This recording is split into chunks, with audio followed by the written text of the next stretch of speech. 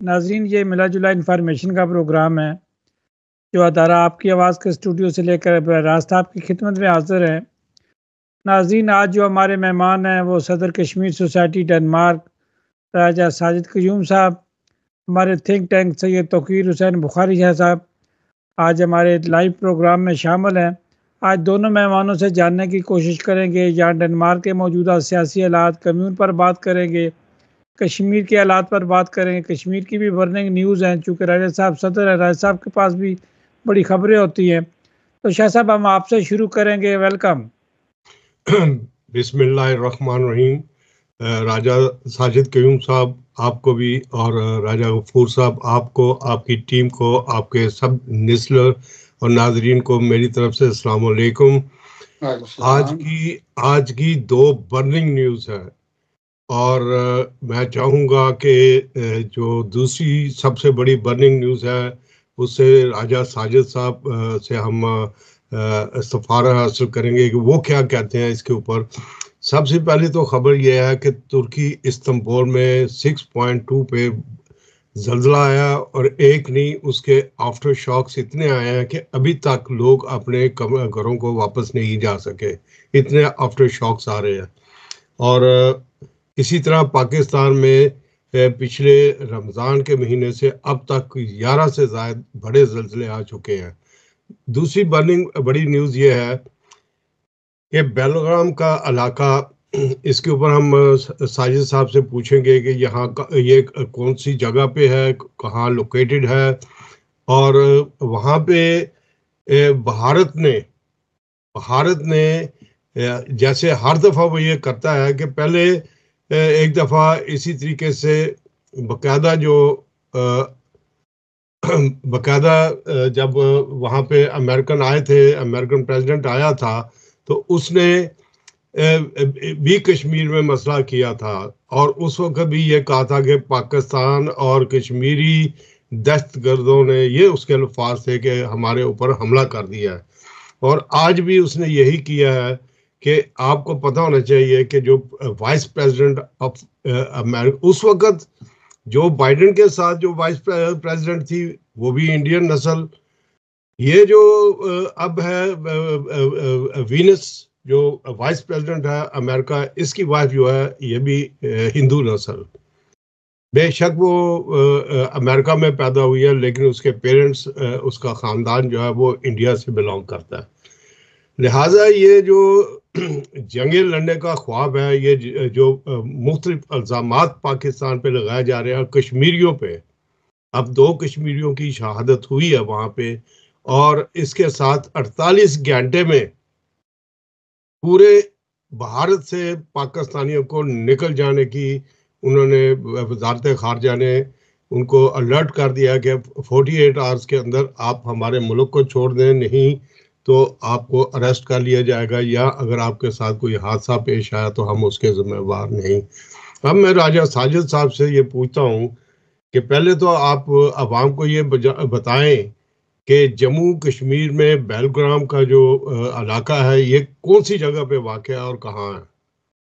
जी, बहुत शुक्रिया राज साहब आपका भी, और शाह साहब आपका भी, और तमाम अहबाब जो रेडियो आपकी बात सुनने वाली हैं, उन सब को मेरी तरफ से सलाम। और राज साहब, आपने मुझे रेडियो आपके बात में मदऊ किया, आपका बहुत शुक्रिया।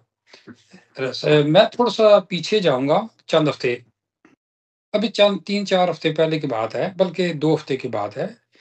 तो जो हमारा बॉर्डर है कश्मीर का और मकबूजा कश्मीर का, वहाँ पे आपने शायद सुना होगा कि 3-4 दिन, बल्कि 1 हफ्ता वहाँ पे दोनों तरफ से बड़ी गोलीबारी होती रही है। उसमें सिविल जो है 4-5 आदमी शहीद हुए, और काफ़ी से ज़ख्मी, और बहुत से लोगों के घर जो है तबाह बर्बाद हो गए हैं। अफ़सोस की बात ये है कि कश्मीर का नुकसान दोनों तरफ से होता है। कश्मीरी ही दोनों तरफ से जो शहादतें पाते हैं, क्योंकि ये इधर से भी एक कश्मीरी हैं, आज़ाद कश्मीर से भी, और मकबूजा कश्मीर से कश्मीरी हैं। वहाँ पे जो इंडिया ने अपने वहाँ पे कैंप लगाए हुए हैं, उनमें शायद इंडियन आर्मी के लोग हैं, उसके अलावा 1-2 गुमाह जितने हैं वो सभी हमारे बहन भाई हैं। जिनको ये जाके, और पाकिस्तानी फ़ौज ने हमेशा ये कोशिश की है कि किसी भी जो सिविलियन है वहाँ पे उसको किसी तरह वो हिट ना किया जाए या उसको नुकसान ना पहुँचे। दूसरी बात शाह साहब ने आप जो जो बात की है, अब प्रॉब्लम ये है कि प्रॉब्लम इतनी आगे बढ़ गई है कि आपको पता है कि नरेंद्र मोदी अभी सऊदी अरब के दौरे पे गया हुआ था। वो फौरी तौर पे उस चीज़ को ख़त्म करके वापस गया है। देखें, इंडिया ने हमेशा अपने जो उसके नेबर हैं, उनके साथ कभी भी बैठ के खाया नहीं, उसके साथ कोई अच्छा सलूक नहीं किया। वो चाइना हो, वो पाकिस्तान हो, वो नेपाल हो, आप इन तीनों मुल्क से देख लें आके, इन पे, और उसके बाद बांग्लादेश था। दरअसल बांग्लादेश के साथ उसने कितने साल, 40 से 50 साल जो है ना वहाँ पे हुक्मरानी की है। और ये पाकिस्तान के खिलाफ लड़ता रहा। अफ़गानिस्तान के अंदर देख लें, वो पाकिस्तान के खिलाफ लड़ता है। अभी भी देख रहे हैं कि वो पाकिस्तान के अंदर कितने अपने एजेंट वगैरह भेजता है, जिसकी वजह से पाकिस्तान के अंदर नुकसान मुख्तलिफ चीज़ों से वजह, जिसमें जान का नुकसान होता है, लोग शहीद हो जाते हैं, यानी खौफ आस फैल जाता है वहाँ पे। तो देखिए, इंडिया तो हमेशा से कर रहा है, वो आज से नहीं कर रहा, कल नहीं कर, बल्कि कम से कम मिनिमम में 75-76 ईयर हो गए वो कर रहा है। बाकी जो आपने मुझसे पूछा कि जम्मू में कौन-सा इलाका है, तो ये देखिए, जम्मू से तकरीबन ये जो अब जब इधर आते हैं बारामूला की तरफ, बारामूला जो है ना, ये मकबूज़ा कश्मीर, रावलाकोट वगैरह जो है, इसके बिल्कुल पीछे पड़ता है। यानी वहाँ से तकरीबन ये कर लिया आप 30 या 40 किलोमीटर के फासले पे पड़ता है। तो वहाँ पे ये ऐसा इलाका है राज साहब वहाँ पे, और मैं ये एक बता दूँ, वहाँ पे जो जितने भी नुकसान हो रहा है या लड़ाई वगैरह हो रही है ना, वहाँ पर हमने शुरू किया। अब प्रॉब्लम ये है राज साहब कि हम कश्मीरी हैं, हम कश्मीरी अपने मुल्क के लिए लड़ रहे हैं। ठीक है जी, जब हम अपने मुल्क के लिए लड़ रहे हैं, हम आज़ाद थे, हम इंडिपेंडेंट, हमारी एक तारीख 5 साल पुरानी तारीख है हमारी। कश्मीर जो है एक इंडिपेंडेंट स्टेट हमेशा से रही है। तो ये अब इनको, इंडिया वालों को इस चीज़ की ये तकलीफ होती है कि ये इसके अगेंस्ट क्यों खड़े होते हैं, क्यों लड़ते हैं? भई हमारा हक है। हमने तो कभी आज तक नहीं माना राज साहब के, ना नौशाद साहब और राज साहब, कि हम इंडिया का हिस्सा हैं। लड़ाई हमारी इसी बात की है।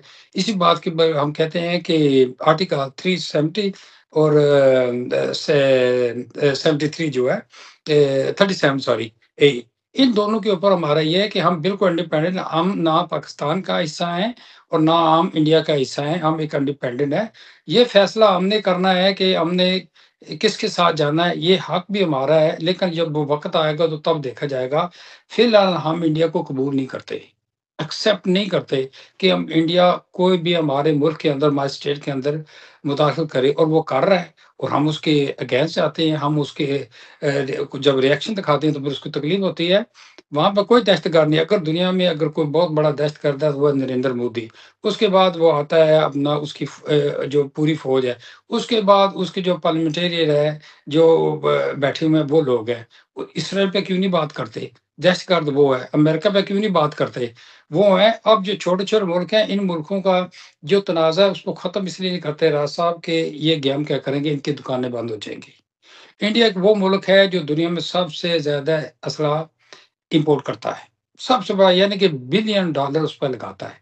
तो आप बताएँ ये राय साहब, किस तरह। अभी जो हाल ही में वाक़या हुआ है, ये इल्ज़ामात पाकिस्तान पर लगा रहा है इंडिया। देखिए, वही तो मैंने कहा ना जी, वो तो हमेशा ऐसे ही करेगा, और ये बात है क्योंकि उसका मीडिया इतना स्ट्रॉन्ग है, इतना तेज़ है। जिस तरह देख लें मीडिया यूरोप का है ना, डेनमार्क का मीडिया, अगर वो डेनमार्क का मीडिया ये कहता है कि रशिया गलत है, लेकिन यूक्रेन वो ठीक है, हम उस चीज़ को मानते हैं, ठीक है? अब लोगों को होश आया है कि जाके अभी क्या-क्या हो रहा है। हम हमेशा डेनमार्क जो है पूरा यूरोप बल्कि अमेरिका का पिट्ठू रहा है। हम अमेरिका के पीछे रहे हैं। अब उनको होश आया है, नहीं, ये तो हम पूरी ज़िंदगी जो हमने वक़्फ़ किया या किए, ये तो हम गलत कर, अब हमें एहतियात करना चाहिए, हमें अपना आप देखना चाहिए।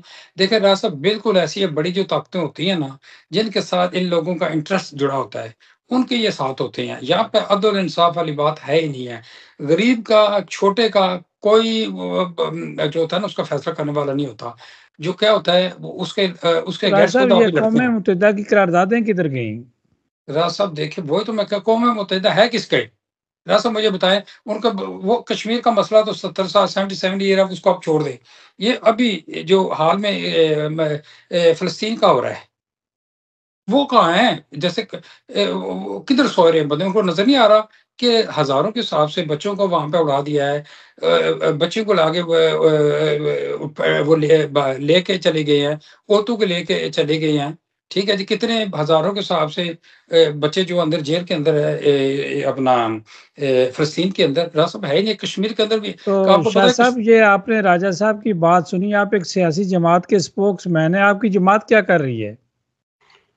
जी बिल्कुल, हमारी जमात जो है वो बिल्कुल कश्मीर कॉज को सपोर्ट कर रही है। हम सीना खोल कर, सीना तान कर हम इनके साथ खड़े हैं और इस पे बात भी कर रहे हैं। भारत जो है उसका असली चेहरा जो है हमारी बुज़दिली की वजह से, हमारे लीडरान की बुज़दिली की वजह से है कि वो नहाते कश्मीरियों को और नहाते गज़ा के मुसलमानों को और दूसरे मुसलमानों को वो कत्लेआम कर रहा है, क्योंकि हम मुसलमानों में इत्तेहाद नहीं रहा। लेकिन शाह हम साहब, हम तो एक मुस्लिम, सियासी, एक जमहूरी मुल्क में बैठे हुए हैं, यहाँ क्या रिएक्शन है? यहाँ पे भी कोई जमहूरियत नहीं जी। ये बिल्कुल जमहूरियत जो है, ये यहाँ पे भी मुनाफिकीन है। आप देख लें कि ये अमेरिका अमेरिका लापते थे।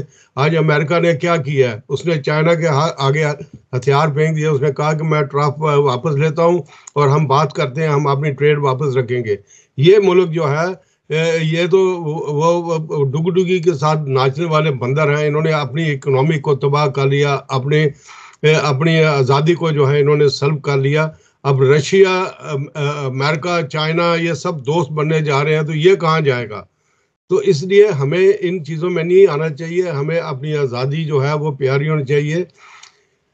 बात ये है कि पाकिस्तान को जवाब देना चाहिए, क्योंकि भारत ने ये बड़ा इल्ज़ाम लगाया है 2 कश्मीरी बूढ़े इंसानों को शहीद करके, जो अपने मवेशी लेने गए हुए थे बॉर्डर के पास। और उन्होंने कहा है कि भारत ने ये इल्ज़ाम लगाया कि ऐसा इन्होंने भारत एक, ने बॉर्डर पर फौजें ले आया है? वो तो हर वक्त उनकी होती है। कश्मीर का, जैसे राजा साहब ने बोला कि कश्मीर का बॉर्डर जो है ये कभी भी खाली नहीं रहा। तो नहीं अभी दोनों साइड के लोगों के ऊपर जो है वो गोलाबारी हमेशा रही है, आज भी चांदबारी होती है, लड़ाई जंग होती रहती है बगैर किसी चीज़ के। असल में मसला ये है कि जो अभी इल्ज़ाम लगाए हैं भारत ने, वो ये है कि एक इसराइली टूरिस्ट मारा गया है और एक इटालियन टूरिस्ट मारा गया है। जब लोगों ने कहा है कि वो लाशें कहाँ हैं, वो लोग कौन हैं, उनकी आइडेंटिटी जो है हमें दे, तो वो भारत उसमें लाजवाब है। लेकिन लेकिन शाह साहब, जैसे हम कि तो राजा जमहूरी साहिब मुल्क में साहब ने रहते कहा, हैं कि जब ये 17 तारीख को जाते हैं इंडियन एम्बेसी के सामने, राय साहब इनसे भी पूछेंगे डेमोस्ट्रेशन करने के लिए, तो ये सियासी जमातें कहाँ होती हैं?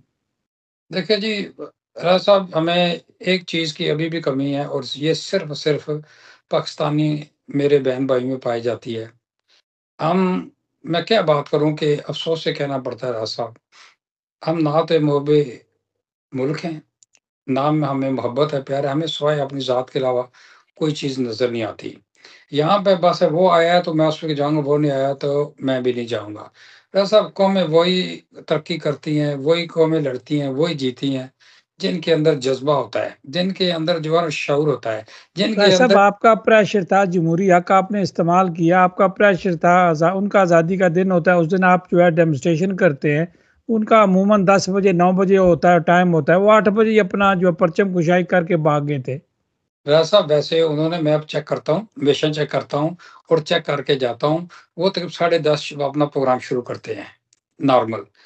तो इस दफ़ा जो लास्ट ईयर है, इस दफ़ा पहली दफ़ा हुआ है कि वो इतने घबराए हुए थे, इतने परेशान थे, जब उन्हें पता चला कि हमने वहाँ पे 11 बजे आना है, तो उन्होंने प्रोग्राम अपना अचानक, यानी कि रात को बदला उन्होंने। रात को बदला है, उससे पहले 10:30 बजे का था, रात को उन्होंने चंद बंदों को फ़ोन किया और कहा, जी प्रोग्राम चेंज हो गया, आपने यहाँ पे 8 बजे आना है। 8 बजे आना है और ठीक 9 बजे उन्होंने कहा, जी आपने फ़ारुक हो जाना है यहाँ से और यहाँ पे से चले जाना है। तो लेकिन राय राजा साहब, साहब, उससे पिछले साल उन्होंने आप पर हमला किया था। जी बिल्कुल, देखिए हो रहा है और मैं बता रहा हूँ राजा साहब, देखिए इंडियन जो है ना, यहाँ पे मेजॉरिटी में वो हो रहे हैं, इनके दिन-ब-दिन बंदे आ रहे हैं तकरीबन। जो मेरी मालूमात है, जो मुझे पता चला है, ये मैं आपको 2 दिन पहले की बात बता रहा हूँ, वो तकरीबन 20 से 25,000 के दरमियान यहाँ पे आ चुके हैं और धड़ाधड़ वो आ रहे हैं। और आप देखेंगे समर के अंदर इंडिया वालों के साथ इन्होंने एग्रीमेंट किया है कि 14 दिन के अंदर उन्होंने फैमिली है, वो कोई बंदा टूरिज़्म के लिए आ रहा है, तो उसको वीज़ा दे रहे हैं। असल में इनकी सोच और इंडिया की सोच एक जैसी है। इंडिया जो है वो अपनी पूरी सोच को कोशिश करता है कि यूरोपियन करूँ। वो यूरोप की कोई चीज़ होती है, चाहे वो कपड़ों का स्टाइल हो, का हेयर स्टाइल हो या कुछ भी हो, या इवन ये हो कि लड़का लड़के के साथ शादी कर रहे हो तो इंडिया में वो कानून बन जाता है। यानी वो ये बताते हैं कि हम बिल्कुल ऐसे ही करते हैं जैसे यूरोप करता है। और देख लें इंडिया के अंदर ये जो अच्छाई है वो हमें चाहिए कि उसकी बात को अच्छी पेश करें।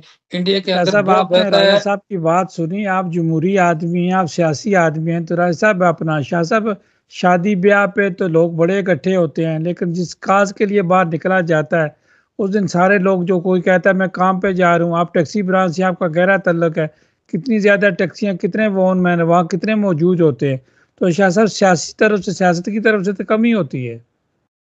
देखिए जी, सबसे पहले तो मैं राजा साहब की इस बात पे अपने पाकिस्तानी भाइयों को एक शड़प काल देना चाहता हूँ, उनको समझाना चाहता हूँ कि पिंडी से लेके गुजरांवाले तक ये वादी कश्मीर का इलाका है। बिल्कुल ये पुराना हिस्सा है, इसको हमें भूलना नहीं चाहिए। और जितने ज्यादा गुजरात के अंदर बट कश्मीरी बिरादरीज हैं, गुजरांवाले में हैं, दूसरे जेल में हैं, जगह पे, तो ये चीजें हमें भूलनी नहीं चाहिए। हम वादी कश्मीर के रहने वाले लोग हैं, मैं खुद वादी कश्मीर से तल्लक रखता हूँ। बात यह है कि हम लोगों को इस वक्त, साहब पंजाब में कितनी सीटें होती हैं कश्मीरियों की? अच्छी खासी सीटें होती हैं।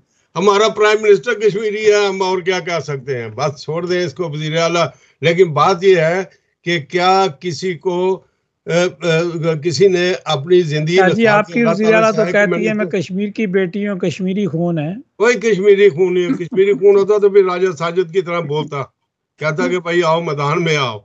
ये सारे जो है ना, ये बिरयानी खाने के लिए पाकिस्तान आए हैं, समझ आ गई। मैं आपको एक बच्चे की बात बताता हूँ। हम छोटे छोटे थे ना, तो महाजर आए, महाजरीन कश्मीर से, तो उनको गुजरात जो अब यूनिवर्सिटी का एरिया बन गया, ये पुरानी जेल होती थी हमारे घर के साथ, तो उसके नाले के ऊपर इन्होंने छोटे छोटे कच्चे क्वार्टर बना के इनको दिए, और इतने इतने खूबसूरत बच्चे। और हम उनसे पूछते कि भाई तुम्हारे, वो तो आपको एडजस्ट कर रहे हैं कश्मीरियों को, ज्यादती तो भारत कर रहा है। नहीं, भारत की क्या जरूरत है? याद करें कि कहाँ थोड़े से मुसलमान और भारत को ना कहना, यहाँ 25-40 हजार के करीब पाकिस्तानी रहते हैं। अपना ईरान की सारी गिर गए थोड़े से मुसलमान। क्या हमारे में ईमान खत्म हो गया? हम खामोश जरूर हैं, लेकिन ईमान खत्म नहीं होना चाहिए। हमें आप बातें तो कर रहे हैं शाह साहब, सुने मेरी बात, आप बात तो कर रहे हैं, आपकी पार्टी को साइन नहीं मिलते, लोग साइन करते नहीं है, कहते हैं ये क्या करें हम, क्योंकि वो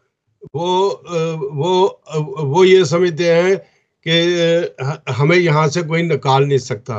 आज जो उन्होंने पहली खबर दी है, वो पहले तो हम कश्मीर पे बात कर लें, इस पे 10-15 मिनट हम बात जरूर करेंगे, क्योंकि इस वक्त जो सब्जेक्ट है कि इस वक्त भारत क्या कर रहा है पाकिस्तानियों के साथ।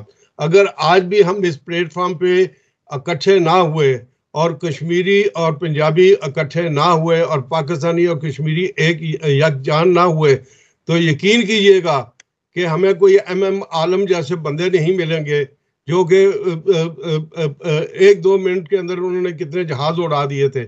हमें इकट्ठा होना चाहिए, हमें ये नहीं सोचना चाहिए। आप दर्स तो इकट्ठा होने का देते हैं, तो यहाँ तो छोटी छोटी जगहों पे सारे तकसीम है, इसलिए कि हमें फोटो सेशन के लिए जिंदा रहना है, हमने पीछे जाना है, वहां हमने फोटो खिंचवानी है। सही, मुझे शौक नहीं है आप बताएं। शाह साहब बात कर रहे थे, शाह साहब की बात करते हैं, लेकिन राय साहब आपकी क्या डिमांड है?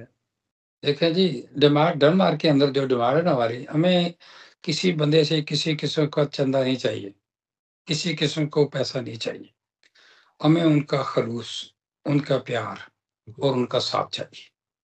ठीक है जी। हर पाकिस्तानी ये कहता है जी कश्मीर पाकिस्तान की शाहराह है। अब राज साहब लोगों को आप एक्सप्लेन कर दे शाहराह किस चीज को कहते हैं, ठीक है ना? शाहराह के बगैर इंसान जिंदा नहीं रह सकता, कि नहीं, ना वो खा सकता है, ना पी सकता है, ना कुछ ना काज। जब आप ये बात करते हैं, लेकिन बात अफ़सोस की बात है कि सिर्फ़ ये बात कहने तक है, प्रैक्टिकल इसमें नहीं है। पाकिस्तानी यहाँ पे साहब शायरा कहाँ से शुरू होती है, क्या पता शायरा किधर से शुरू होती है? चले देख वही तो मैं कहा ना, एक्सप्लेन आप कर दे रहा साहब कि मतलब कि कहाँ से शुरू होती है, लेकिन हमारे तो जब यहाँ से शुरू तक होती है। सियासत से नहीं निकलेंगे, देखिए ना, हर सियासतदान आता है वो कहता है जी हमें आप छोड़ दें, आप यहाँ जिस मुल्क में रहते हैं उस मुल्क की सियासत करें। अब देखिए ना, इस मुल्क में नवंबर को 18 नवंबर को इलेक्शन आ रहे हैं, इस पे क्या कुछ हो रहा है? अभी तक एक आध जमात है वो थोड़ा सा बात कर रही है, या एक दो कैंडिडेट सामने आए हैं। तो राय साहब, आप हम कश्मीर की बात कर रहे हैं। अब अगस्त बहुत 15 अगस्त जल्दी आ जाएगा, नवंबर तो बाद में आएगा। पता ही बेशक नहीं चलेगा, छुट्टियां गुजरेगी, बच्चों की स्कूल की छुट्टियां खत्म होगी तो साथ ही ये काम शुरू हो जाएगा। देखिए राज साहब, बिल्कुल मैंने तो हमेशा ये कहा है और हमें सबको चाहिए कम इसमें सीरियस होके ना, सीरियस, वेरी सीरियस। देखिए, अगर आपने डेनमार्क के अंदर रहना है और अपना नाम बनाना है और अपने आप की चीज़ों को मनाना है, तो उसके लिए बहुत ज़रूरी है। मैंने हमेशा कहा है कि कोई भी नौजवान हो, मुझे इससे कोई लेना-देना नहीं, कोई ये नहीं कि सिकंदर सदीक ही हो। सिकंदर सदीक माशाल्लाह बड़ा अच्छा काम कर रहा है, मैं तो एप्रिशिएट करता हूँ और उसे सपोर्ट भी करता हूँ।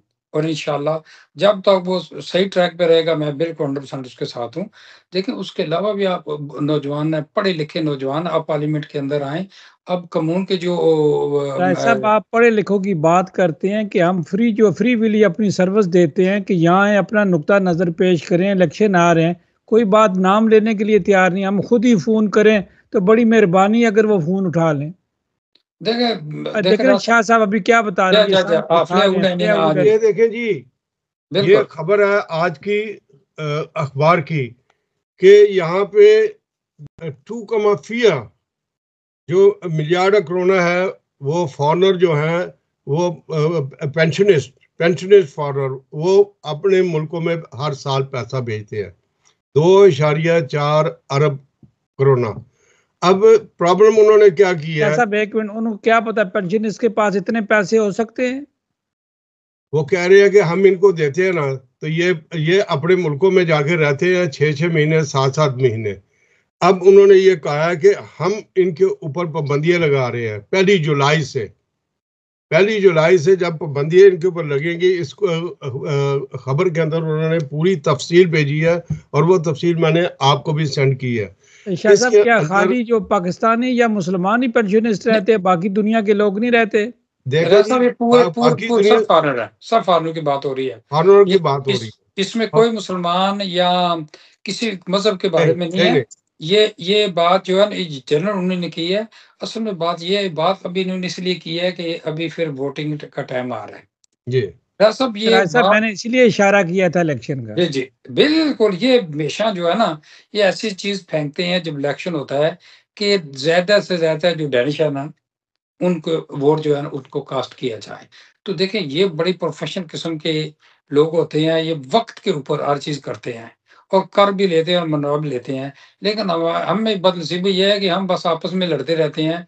भी तू बैठ जा, तू खड़ा हो जा, ए हो जा, ओ हो जा। और यार आने दो, जितने आते हैं आ जाएं, जितने भी आएंगे हमारे अपने ही आएंगे ना। ठीक है ना राज साहब, ये नहीं है ना। लेकिन सबसे पहली बात ये है कि राज साहब, हमें इत्तेफाक होना चाहिए, हमें जो कुव्वते बर्दाश्त होने चाहिए। हमें ये नहीं कहना चाहिए कि मैं आपसे बड़ा हूँ, बल्कि हमने ये कहना चाहिए कि आप मुझसे ज़हनी तौर पर बड़े हैं, अक्ल से बड़े हैं, सोच से बड़े हैं। ये ज़रूरी नहीं कि बंदा उम्र से बड़ा हो तो बड़ा ही होता है। तो हमें एक-दूसरे के साथ प्यार से, मोहब्बत, नरमी के साथ अगर हम काम करें, तो इंशाल्लाह राज साहब, पाकिस्तानी कौम जो है ना, वेल एजुकेटेड है डेनमार्क के अंदर। ये चाहे तो कुछ भी कर सकती है। शाह साहब हाल बताएं। देखिए, इसका एक हल ये है कि हमें एक दूसरे को सुनना चाहिए, जिसकी बात में वजन हो, जो आपके सामने सबूत रख रहा हो, उसकी बात पे यकीन कीजिए और उसके साथ अगर आपको सवाल शाह जवाब साहब, करने हैं आपकी तो ब्रांच के लोग आपकी बात नहीं मानते थे, अब सारे कानून बन गए, अब मानते हैं। अगर आज से वो 2 साल 4 साल पहले मान लेते वो ज्यादा अच्छा नहीं था? ये बात ये है कि अभी ये जो खबर है, ये बता रही है कि जो बंदे यहाँ से 10-15 साल या 20 साल जिनको इस मुल्क के अंदर रहते हुए हो गए हैं, उनको अपना जुलाई के बाद जो है वो पेंशन जो है वो बहुत ही कम मिलेगी। और ज़्यादातर लोगों को काम पे जाना पड़ेगा। और जो दूसरी पाबंदी है, अगर वो मैं गिनना शुरू कर दूं तो हमें 6-7 घंटे चाहिए सबूत के साथ, और जो इनकी रिटर्न है। लेकिन हम ये चाहते हैं कि लोग जो हैं वो खुद भी अपना थोड़ा सा दिमाग इस्तेमाल करें। जैसे कि राजा साजिद साहब ने और हमने बात की कि कश्मीर के ऊपर कितना बड़ा मसला है, और ये मसला सिर्फ कश्मीर का नहीं, ये पूरे पाकिस्तान का मसला है। आप ये ना समझे कि वो कश्मीर के अंदर 2 कश्मीरियों को मार रहे हैं या तीसरे को, नहीं। ये बिल्कुल वही बात है जैसे गजा में हुआ, और जैसे लेबनान में हुआ, जैसे सीरिया, शाम और इन ममालिक इराक में हुआ। अब पाकिस्तान की बारी है। अगर हमने इस वक्त होश के नाखून ना लिए तो पाकिस्तान अमेरिका की तरह, जैसे अमेरिका के तो पास शाह एटम साहब, बम जब था। लोग चाहते हैं कि हमें शाम वाले हालात मिले, लीबिया वाले हालात बिल्कुल मिले, मिलेंगे इराक इनको, वाले हालात मिले, बिल्कुल। अगर ये ऐसे रहे तो अल्लाह ऐसे ही ना इनको करे जी, हालात अल्लाह ना होंगे। करे। नहीं, सच्चाई राय को साहब, छिपाना आप नहीं चूंकि चाहिए। डैनस सियासत पर आप भी गहरी नज़र रखते हैं, आपके बच्चे वकील भी हैं और आप इन चीज़ों को समझते हैं और आपने हमेशा डैनस सियासत की।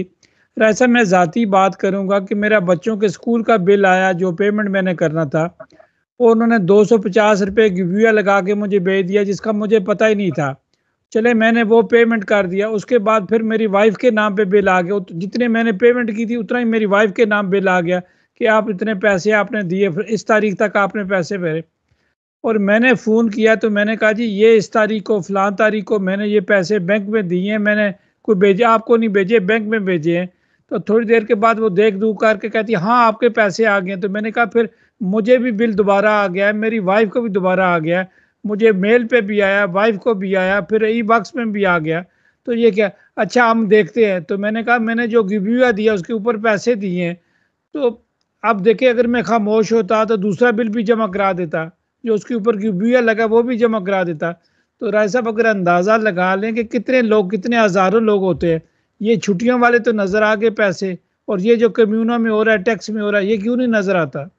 सब बड़ी बड़ी अच्छी बात की है, और यकीन करें कि ये आप नहीं है, ये लाखों लोगों के साथ होता है।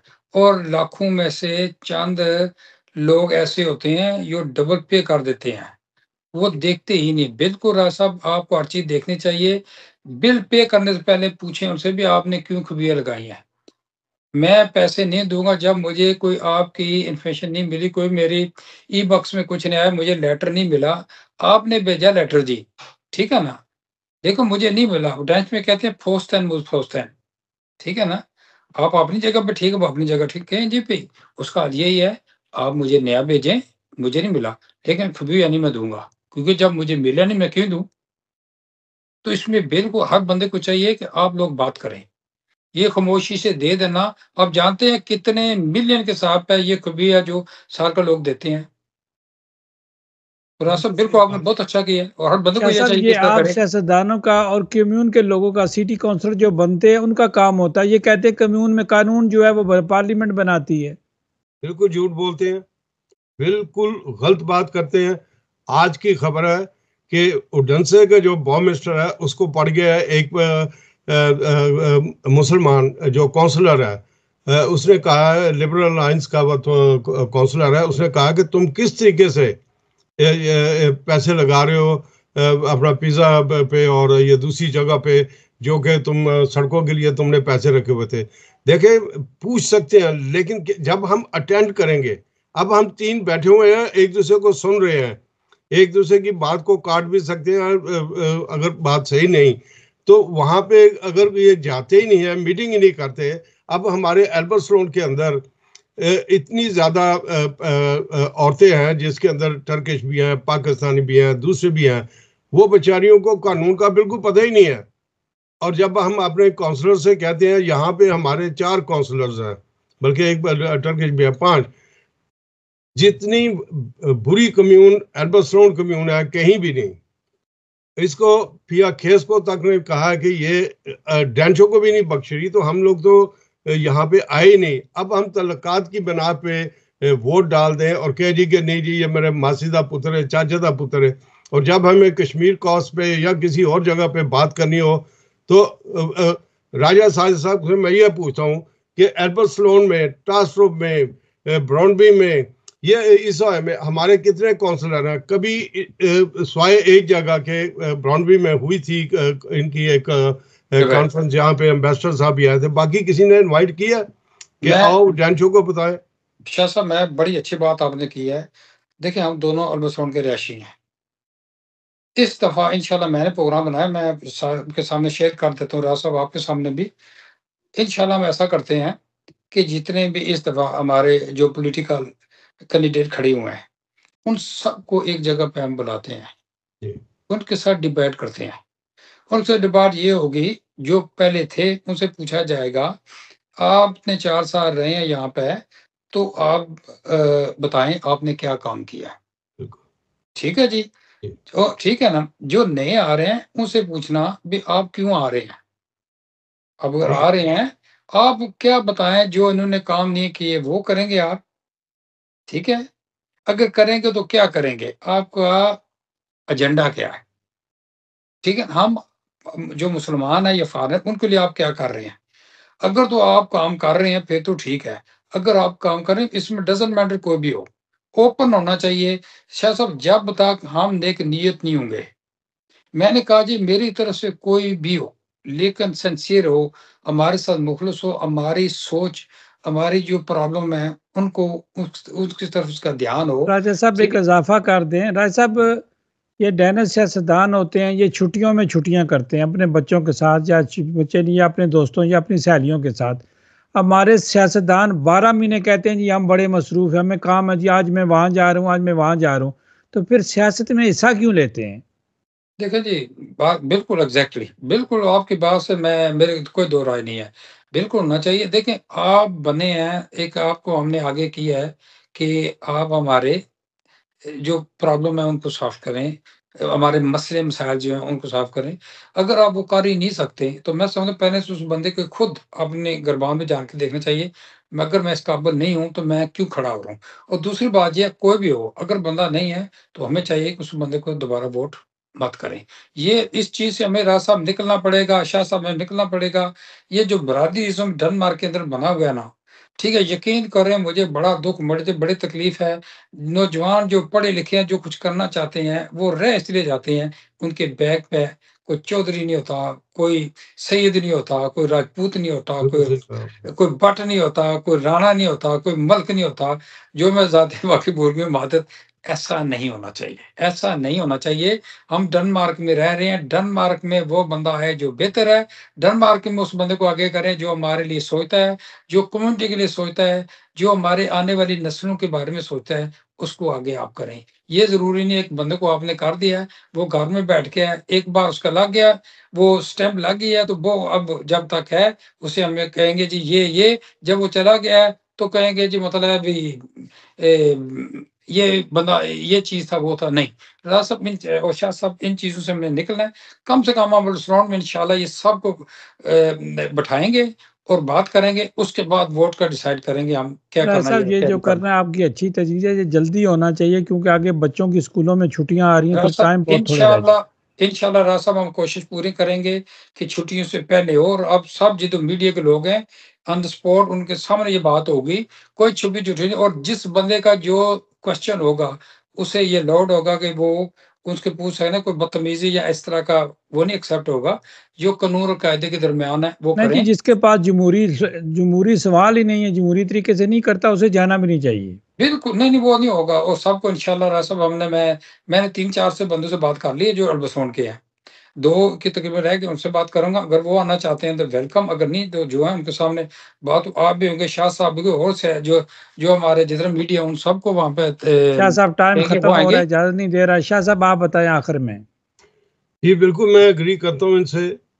हमें ये देखना है कि कौन से हमारे काउंसलर जो हैं जहाँ पे भी खड़े हैं उनके मिनट्स क्या हैं, क्या उन्होंने कोई अपनी तरफ से या अपने पार्टी को ये बात मनाने की कोशिश की है कि हमारे जो कानून है, हमारी जो कम्यून है, इसके अंदर जो कानून है वो कोपनहेगन कम्यून से क्यों डिफरेंट है। मैं छोटी सी मिसाल देता हूँ। जुमे वाले दिन हम गए थे उडेंसे के अंदर, वहां पे आप बिलीव नहीं करेंगे कि 1500 से ज्यादा गाड़ी मेन रोड के ग्रीन एरिया पे दरख्तों के अंदर घास के ऊपर ओपन सामने खड़ी थी, पुलिस गुजर रही थी, किसी उन गाड़ियों में से हमारी 2 गाड़ियां भी थी, किसी को टिकट नहीं लगा।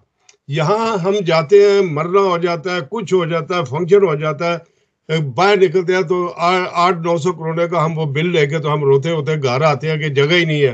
तो ये चीजें हैं कि जहाँ लोग काम कर रहे हैं, जहाँ पे हमारे काउंसलर्स काम कर रहे हैं, ख्वाह वो कोई भी हो, फॉरनर है लेकिन वो काम करता है, उसका काम होते हुए दिखाई दे रहा है। उडलसे के अंदर राजा साहब एक हर जुमे के जुमे वहाँ उनकी तंजीमात जितनी भी हैं वो सारी की सारी एक ब्रेकफास्ट पे इकट्ठे होते हैं और वहाँ पे बैठ के वो सारे सलाह मशवरा करते हैं। उसमें अरबी, तुर्की, वियतनामी, चाइनीज सब होते हैं और फिर उसके ऊपर वो अपने काउंसलर्स जो मुख्तलिफ पार्टियों के होते हैं वो भी उनके साथ होते हैं और वो बातचीत के लेके आगे चलते हैं। हमारे कोपेनहेगन में ऐसी कोई चीज नहीं, हमारे एल्बर्टस्टोन में सब आपने सही बात की, चूंकि हर जुम्मे को वो डिस्कस करते हैं, नाश्ता इकट्ठा करते हैं, बातचीत करते हैं। राय साहब यहाँ सिस्टम नहीं है, राय साहब आप क्या कहेंगे? देखिए जी, सिस्टम किसने बनाना, राय साहब सिस्टम किसने बनाना है? बंधु ने बनाना है। उन्होंने बनाया। पहला तो जो पार्लियामेंटेरियन है हमारे यहाँ, जो कम्यून के बेल में सियासी जो कम्युनल में बैठे हुए हैं वो हैं, ये आपस में तो बैठे ना, ये आपस में बात करें। उसके बाद कम्युनिटी के लोग लें, वो बैठे किसी जगह पर। अगर इनके पास कोई जगह नहीं है, देखिए इनको हर जगह फ्री जगह मिल जाती है, इनको कोई एक पैसा नहीं देना पड़ता। किसी जगह पर वो जो सर्कल खेल होते हैं, स्कूल होते हैं, या और कोई भी हमारे कम्यून के रिलेटेड से जो चीजें होती हैं वहाँ बैठ सकते हैं। और ना, और ऐसा वहाँ मस्जिद जो है ना, वहाँ बैठ जाते हैं, वहाँ तो कुछ नहीं लगता। लेकिन बात ये है कि ये बैठे सही, ठीक है ना। मस्जिदें सिर्फ बनी नहीं, मुसलमानों के लिए नहीं बनी, ठीक है ना। मस्जिदों में जब रसूल सल्लल्लाहु अलैहि वसल्लम का जमाना था तो वहाँ पे यहूदी भी आते थे, बुत परस्त भी आते थे। उन्होंने ये देख के हमारी चीजों पे इस्लाम कबूल किया ना, ठीक है ना। हमारे अंदर ये चीजें होनी चाहिए। हम लोगों को इनवाइट करें, उनको बताएं भी हम कौन है। आज जो भी उठता है वो कहता है जी मुसलमान दहशतगर्द हैं। इस्लाम तो दहशतगर्द की नफरत करता है, उससे दूर दूर भागता है कि हमारा तो इससे कोई तल्लुक वास्ता ही नहीं है, ठीक है। लेकिन हमारे इतनी जुर्त या इखलाक नहीं है हमारे अंदर कि हम लोगों को ये बात बता सकें। और दूसरा, यहाँ बेशुमार मुसलमान एम्बेसी हैं, उन्हें भी अपना रोल अदा करना चाहिए। ऐसा छोटी मोटी जो है बातें फिर चल पड़ी हैं, लोग ताबेदारी की तरफ ज़्यादा पड़े हैं। वो लोग चाहते हैं कि हम मीर जाफ़र, मीर सादिक की लिस्ट में आ जाएं, तो लिहाजा हमें कम्युनिटी के मसाइल का क्या फ़ायदा? कम्युनिटी के मसाइल बढ़ते जा रहे हैं। राज साहब देखें, बहुत अच्छी बात की है। और आपके लिए मेरे पास ना, मैं पर्सनली, मेरा जो डायरेक्ट एम्बेसी के साथ बातचीत हुई है और मैं बड़ा डिसहार्ट हुआ हूँ। अभी कल की बात है, एक बंदा बेचारा स्वीडन से आया हुआ था, उसके वीजे का पासपोर्ट डेनमार्क से बना है, इन्होंने साइन करने भूल गए थे। इन्होंने कहा नहीं जी हम साइन नहीं करेंगे, ये साइन आप जाके स्टॉकहोल्म से कराएं। देखो वो बेचारे को 45 मिनट लगते हैं कोपेनहेगन के लिए, 8 घंटे लगते हैं उसको स्टॉकहोल्म जाने के लिए। तो राज साहब छोटी छोटी चीजें हम कभी भी ये सोच भी नहीं सकते कि पाकिस्तान एम्बेसी से हम कोई ऐसा काम करवाएंगे जो अनलीगल हो। हम लीगल काम करवाते हैं, हम कम्युनिटी के लोग हैं। सर कोई आम बंदा, ये एम्बेसडर साहब नहीं होंगे? सुना तो कोई बंदा है, क्लर्क टाइप का बंदा है, वो जो है वो कोई ऑफिसर क्लर्क है, या उसकी तरफ से शिकायत आ रही है? देखें बिल्कुल राज साहब हो रही है। मैं समझता हूँ हम बैठते हैं एक दिन, इस बात करते हैं राज साहब, इस पर डिबेट करते हैं। और मैं कहूँगा कि आप एक पूरा एक काफिला तैयार करें, ठीक है ना। बैठ के सब बिल्कुल एक दफा एम्बेसडर साहब से बात की जाए, ठीक है। वरना अगर वो नहीं मानते राय साहब, इस पर काम हो रहा है, मैं फोन पे टाइम लूंगा एम्बेसडर साहब के, फिर उनके पास जाएंगे। मैं बिल्कुल राज साहब, बिल्कुल आप लोग, हम आपके पीछे, क्योंकि आप कम्युनिटी फोरम के चेयरमैन हैं, तो ये अच्छा है कि आप आगे हों, हम आपके साथ हों। जी शाह साहब। ये बिल्कुल राजा साहब ने सही बात की है। मुझे याद है कि जब मैं फर्स्ट टाइम इंग्लैंड में गया 1966 में, तो एक यंग मीरपुर का लड़का मेरे आगे खड़ा था, तो उसके पास पाकिस्तानी पासपोर्ट था। तो इमिग्रेशन ऑफिसर ने ना उसका पासपोर्ट ऐसे देखा और ऐसे करके ना उसने विंडो में से बाहर फेंका। उसके ऊपर वीज़ा लगा हुआ था इंग्लैंड का, वो पहले रह के गया था इंग्लैंड। तो वो कहता है उसको, वो लड़का कहता है, मैं उसके पीछे खड़ा हूँ, मीरपुर का बच्चा कहता है कि come out and pick my passport. वो कहता है कि no no, you take your passport and go away. तो वो आकड़ गया बच्चा। अब मैं भी उसके साथ, मैं भी यंग था, फर्स्ट टाइम मैं गया हुआ था, मैं भी उसके साथ खड़ा हो गया। इतने में पुलिस वाले आ गए सारे, तो उसने कहा कि president of Pakistan have sign for this passport, ये पहले पेज पे लिखा हुआ है प्रेसिडेंट ऑफ पाकिस्तान, और तुम इसको पासपोर्ट को ऐसे करके फेंक रहे हो। उन्होंने उसको कहा, अपोलोजाइज किया, उसको रात होटल में ठहराया और उसको कहा कि हम प्लेटफॉर्म में तुम्हें गाड़ी में भेजेंगे अपनी तरफ से। इतनी इज्जत उस वक्त थी। अब क्योंकि हम खुद कुरुक हैं, हम खुद पागल हैं, गबीयत करते हैं एक दूसरे के पीछे, मुंह पे बाज राजा साजद तू मेरा चाह पीती 6 गाला कड़ियां सॉरी तुझसे। तो ये जो गबीयत जब तक हम नहीं छोड़ेंगे, हम अपने दिल को साफ नहीं करेंगे। मैं अगले दिन देख रहा था, आप भी गए हुए थे, वो राजा जुवैद के बेटे के वफात के ऊपर, तो मैं सुन रहा था, कह रहा था, ओए साडे पिंड दा कमी है ना, बड़ी गड्डी रखी। क्या है? ओए हम सब कमी है, मैं भी कमी हूँ, यहाँ मजदूरी करते हैं। असल में ऐसी बातें करने में कमी यहाँ पे चीजों को खत्म करना चाहिए हमें। मैं 2 बातें करके शायद सब इजाजत चाहूंगा। अब मैं 2 चीजें छोड़ देना, एक कॉम्प्लेक्स और सासे कमतरी। ठीक है, बिल्कुल। देखिए, आप अपने आप को किसी से नीचे मत समझे, ठीक है। हमें किसी सियासतदान जो पाकिस्तान से है तो उसने कुछ नहीं देना, हमें एम्बेसडर साहब ने या सेक्रेटरी साहब ने या किसी ने कुछ ना, कोई हमारा काम नहीं है, ठीक है। हमें एज ए उनकी इज्जत करनी चाहिए, रिस्पेक्ट करनी चाहिए, क्योंकि वो पाकिस्तान हाउस है, ठीक है जी, रिस्पेक्ट करनी चाहिए। लेकिन अगेंस्ट अगर वो भी रिस्पेक्ट करते हैं, ठीक है ना, रास्ता रिस्पेक्ट होनी चाहिए, वन वे नहीं होना चाहिए। जो आपको रिस्पेक्ट करता है, ठीक है, जो रिस्पेक्ट आपको देता है आप उसकी रिस्पेक्ट करें। आप अपने अंदर से ये कहें कि मैं इनसे बेहतर हूँ, सासे कमतरी कम करें, क्लैश कम करें, ठीक है ना, और अपने आप को जो है बिल्कुल एक लेवल में लेके आए, तो आपको कोई दुनिया की चीज हला नहीं सकती। आपके अंदर बहुत शुक्रिया दोनों मेहमानों का। मैंने ऐलान करना था। Thank you sir. मौजूद नाज़रीन, एक तो आप ऐलान करते चलें कि हमारे दोस्त, हमारे लिसनर भी हैं उडनसे में, हमें सुनते भी हैं, शेख ज़हीर साहब, उनके छोटे भाई रिलाई से वफात पा चुके हैं, दिन हुए हैं, इन्ना लिल्लाहि व इन्ना इलैहि राजिऊन। उनकी नमाज जनाजा कल उडनसे में 1:30 बजे उडनसे वाली कब्रिस्तान में जो है नमाज जनाजा होगी। इसी तरह राजा जावेद साहब के साहबजादे हैं, कल जुमरात वाले दिन उनकी नमाज जनाजा ईसा मस्जिद में होगी। उन्होंने जोर की नमाज के 2 बजे का टाइम रखा है, तो जिसके पास टाइम है उन्हें ज़रूर जाना चाहिए। उडनसे के पास टाइम है या ईसा मस्जिद में टाइम है, दोनों का जब जनाजे का टाइम तकरीबन एक ही है, तो ये भी जो है वो टाइम पहले पता होता कि बॉडी को किस तरह बॉडी आ जाएगी, तो टाइम को एडजस्ट किया जाता। लेकिन जिसने जाना है उसको जहाँ जाना चाहता है वो जाए, जनाजा जहाँ भी पढ़ा जाए कबूल हो जाता है। बेशक बेशक। राज साहब बहुत शुक्रिया आपका। अल्लाह हाफिज़। पाकिस्तान जिंदाबाद, पाक फौज जिंदाबाद।